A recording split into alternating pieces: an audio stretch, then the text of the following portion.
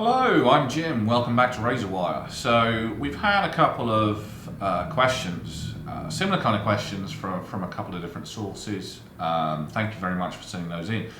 One of the things that I've been asked is where I think the opportunities lie with some of the more emerging areas of business. You know, what's for the future? I think we're kind of right at the end of 2020. We're starting to see a very, very different world in the way that we've experienced before. The business world is changing rather dramatically, and some of the people who are kind of up and coming in the business, who are quite early on in their career, have reached out and asked me, you know, where should I look? You know, what should I consider? Now, I can't necessarily answer that question. You know, I can't tell you where to go, what to look at. But I think what I can talk about is some of the more interesting areas of business that are coming up at the moment. I think the best way to go into this really is to look at where society is at the moment, you know, in the Western world at least. Now, the world has changed quite a bit, let's face it. A lot of us are working from home a lot more. You know, there's a lot more older organisations who've either gone out of business due to the pandemic and having to be shut down, especially in the retail industry. But then there's a lot of other organisations that are cropping up all over the place. You know, I am part of the directorship of a couple of companies where, you know, we're looking at kind of the more emerging technology. So I've got a bit of experience as to what's going on. So I just want to kind of share this with you people who are just starting to get into this game. Okay, I think there's a couple of real serious areas to consider and maybe to really look at where you can really kind of make a mark when it comes to security, because they're quite young industries. Or they're not necessarily young, some of them, but they're very much evolving at the moment. And people who get into that space in InfoSec are going to have a really good baseline of experience going forward to be able to really kind of capitalize on InfoSec and that experience going forward and developing their career. So a couple of areas that I see which are quite important. AI. Okay, artificial intelligence. I've got a bit of a bugbear personally with AI. I mean, you read a lot of the vendor stuff nowadays. A lot of people are saying, oh, we use AI in our products. Now, artificial intelligence is still quite young as we are today. I'm sure there's a couple of organisations out there that are really starting to crack it hard. You've got people like Google and a number of the other big organisations that are putting a lot of money into that. Okay. AI personally is a particular interest of mine because of the implications of what it can do. There are some negatives for it as well. You know, people saying, "Oh, it's going to remove jobs. It's going to stop things from people from getting employed, because if we've got AI doing it, we won't need somebody doing it," which is true in many respects. But I think we're quite a few years away from that yet. I don't know, you know, maybe we're a lot closer and the news hasn't been put out there yet, but I think AI specifically is a very, very interesting area of security. Reason being, you know, we are going to have to change the way that we look at security with regards to artificial intelligence, because artificial intelligence will feasibly be used in a lot of the products that we consume. You know, especially in things like marketing, there's quite a heavy usage of very basic AI in that space at the moment. But I think going forward, as we develop AI and it becomes more complex and more accessible, there's going to be a real need from a security standpoint to protect the organisations that are developing this and providing this as some form of service. And there's a million different applications for AI. Why? Well, artificial intelligence is artificial, okay, which means it's coded, which means it's got, you know, software, solutions, infrastructure, it's not made up of one particular thing. It's made up of a conglomerate of things pulled together that will allow the AI to function appropriately. If malicious individuals were to gain access to some of those components, then they could force the AI or compromise the AI and get it to do something it shouldn't do. That is the baseline behind really what hacking is there to do. You're taking control of something and then you're changing it to do something that it shouldn't be able to do, or it's been programmed not to do. Now, the other thing is, bear in mind, if we do develop good quality AIs in the near future, or even the intermediate future, not only are you going to have people using AI for good, for the benefit of mankind, but you're also going to have people feasibly using AI for bad things as well. AI is quick; it adapts quickly. The premise behind it is that it will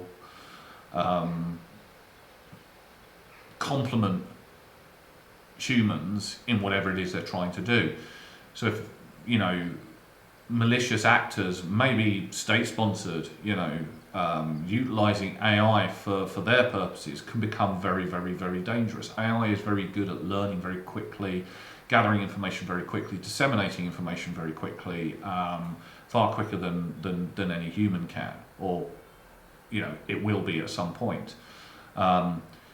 We are going to need solid information security professionals who can secure the infrastructure and the environment behind that AI, and even the AI itself, from being used in ways that it shouldn't be able to be used.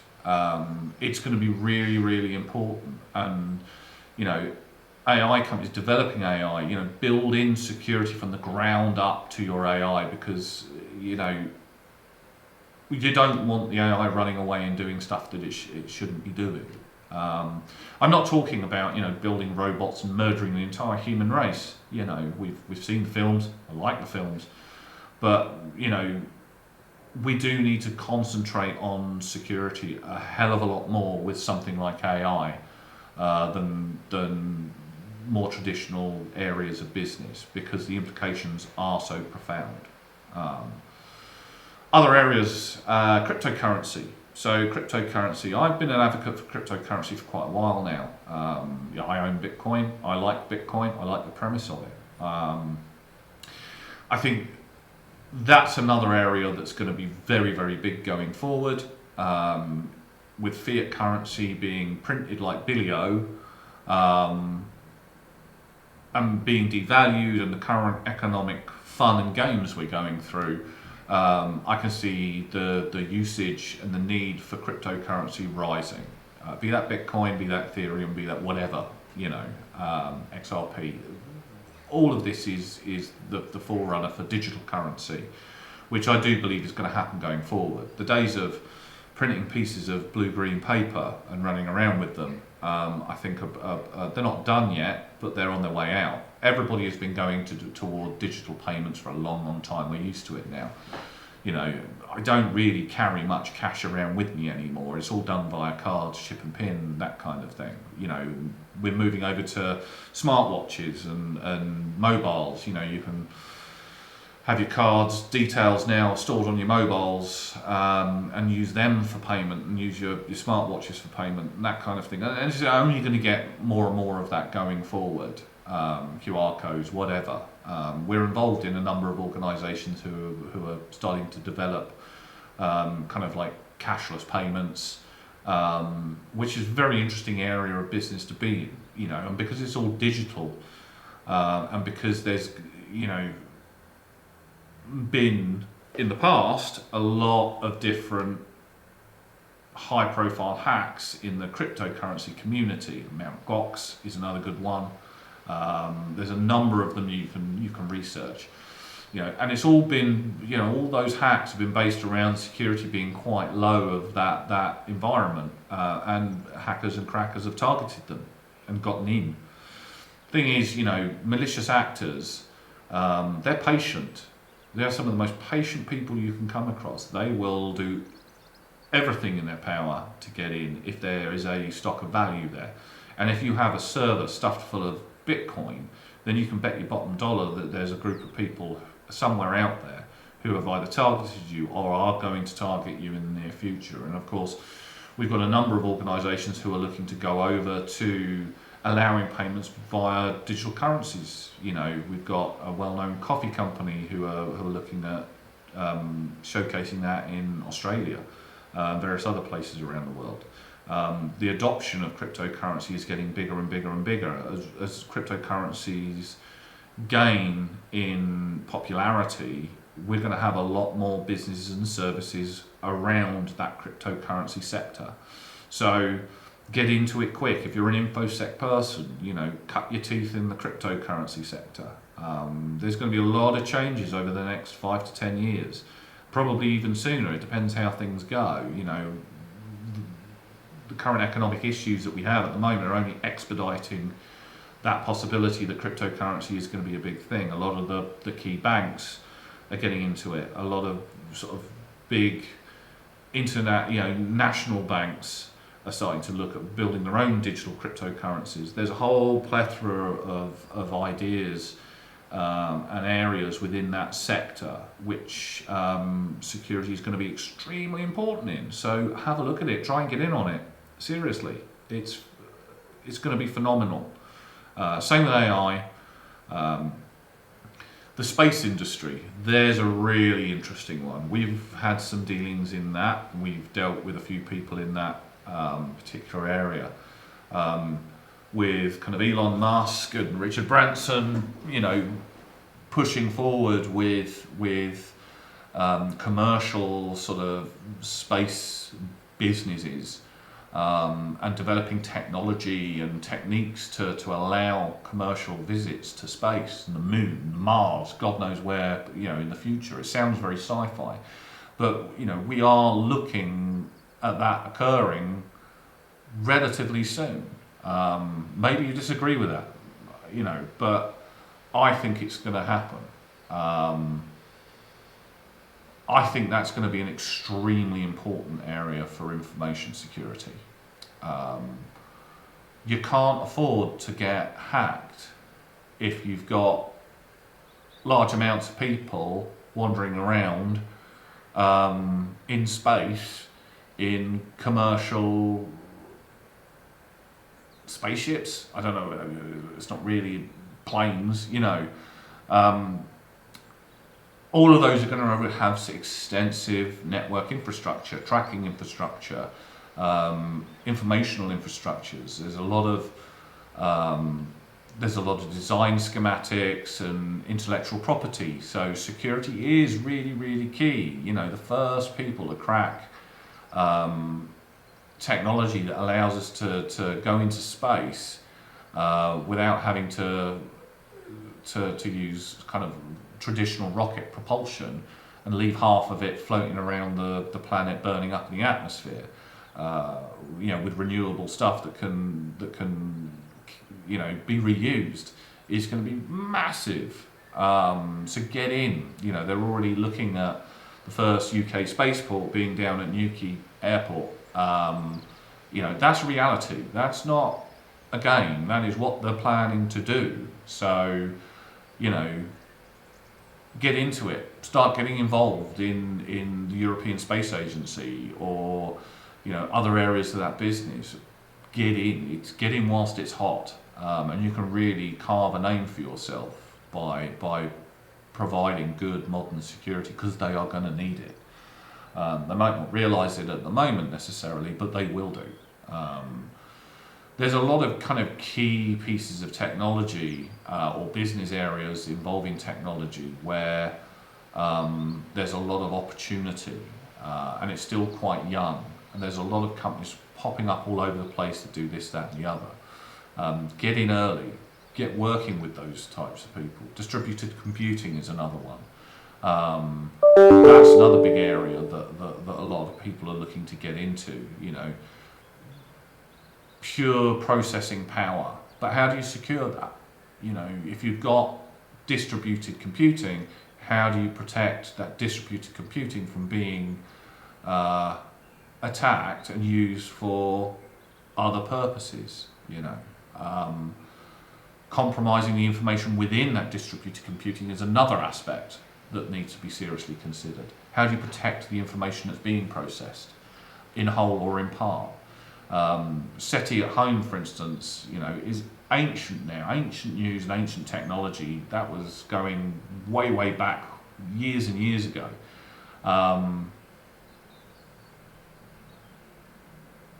And it could have been feasibly used back in the day, when you look at it objectively, to compromise a number of different machines because of the amount of people that were using it and how popular it was.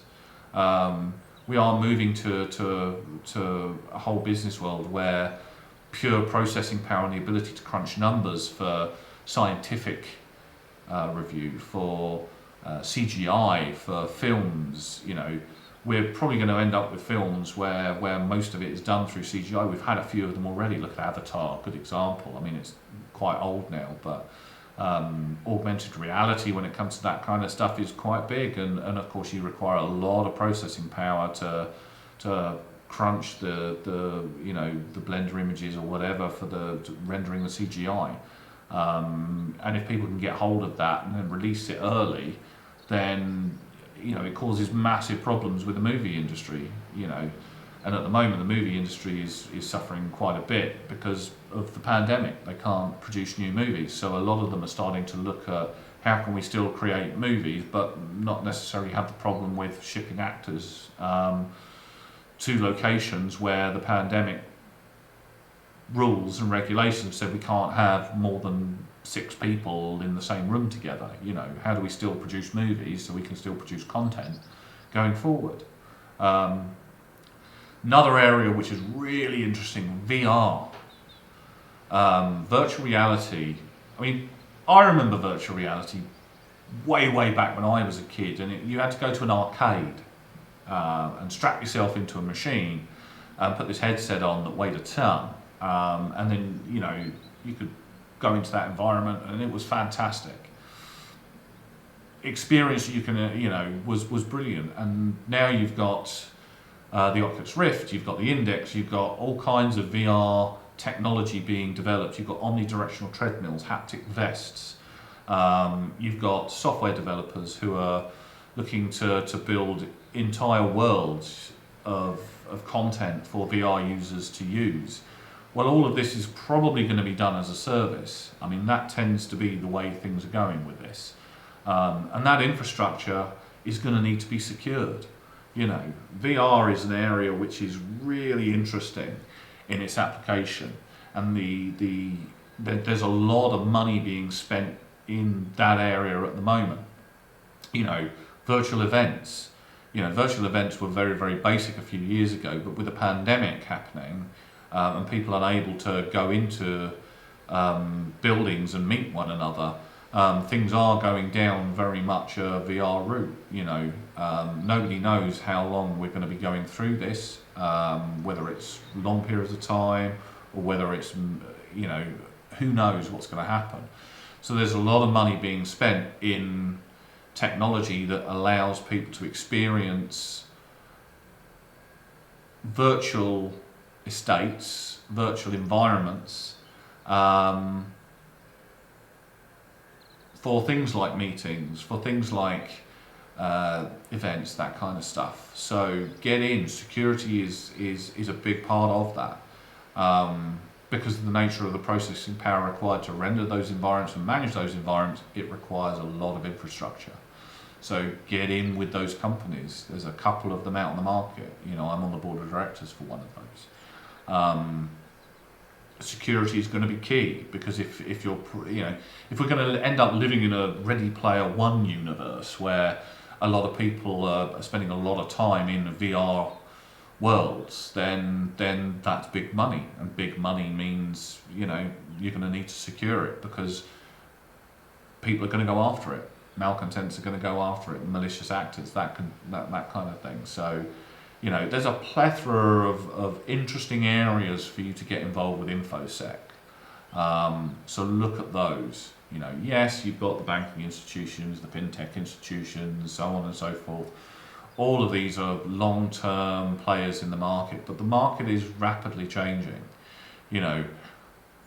I used to work at the Financial Times, good example. You know, they were still printing papers back then. They were starting to go quite significantly over to digital, online content, you know, digital kind of things, but they were still printing large amounts of papers. That's kind of going the way of the dodo now, you know, chopping down trees in order to provide, you know, big pieces of paper that tell you what the news are. We're moving to a world where the news is available instantly at any time, and quickly, you know, via our tablet devices, via our phones. We're very much switched on in society at the moment, and that's not going to change. If anything, that's going to expand and get bigger.